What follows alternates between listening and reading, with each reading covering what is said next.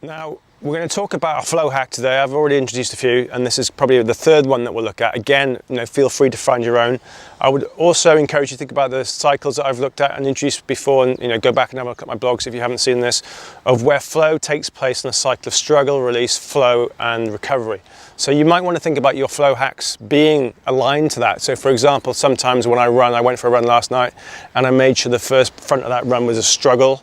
And it was quite hard. I was down, not this beach, but another beach. It was quite sandy. I was dodging in and out the waves because I wanted to keep my feet dry. I only had one pair of trainers, and I really worked hard. And when I got to the end, there was just an out and back loop pretty much. Got to sort of top end of the loop. I'd done my struggle. I walked up a sand dune. It was uphill, so I was all right. I was walking.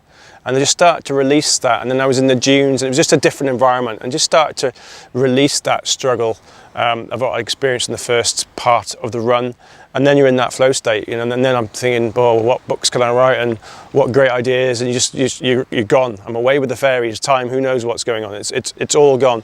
And of course, recovery is important afterwards as well. So that could be one. Now this one is about gratitude. Okay, gratitude has got a lot of press recently, and the neurochemistry of gratitude is undeniably good, right?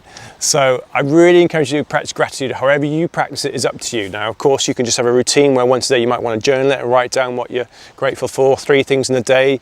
Some people do it at night time, wherever it works for you. But this is my particular flow hack to make sure you don't get stuck in a bit of a gratitude rut or shortcut, okay? Is you want to pay gratitude, ideally on a daily basis. So I just do it before I go to bed in my head. Okay, I do journal a little bit, but I'm not massive on that. It's probably something I consider more of. But for now, it's just in my head. I just go through, what are 3 things am I grateful for today? It might be something that I did myself. Let's be selfish about it, because you might have made time to do something or not done something, i.e. eat the cake. And what might be related to someone else, okay? Someone else did something for you or with or for you, okay? Now, the rut is you might just always think about, your work or your friends or family or something like that. Or yourself or others. Now, what I want you to think about is what 3 things, just one each, are you grateful for today? And think about something that was physical, emotional, and intellectual. Okay? So the physical is something about you or someone else did on a physical level. So you might just as simple as, I'm really grateful for somebody in work who bought me a coffee. They went downstairs, I was running between meetings, and they bought me a coffee. It's a physical exchange. I went for a walk. I did not eat the cake. Do or do nots, right? So something physical. The next one is something emotional, so something relationship-wise. And think about someone, made time to spend with me. We've booked to go out next week. You don't have to be the baby steps, remember the small circles? You don't actually have to be at the big circle there, but someone texts you haven't heard from them in a while.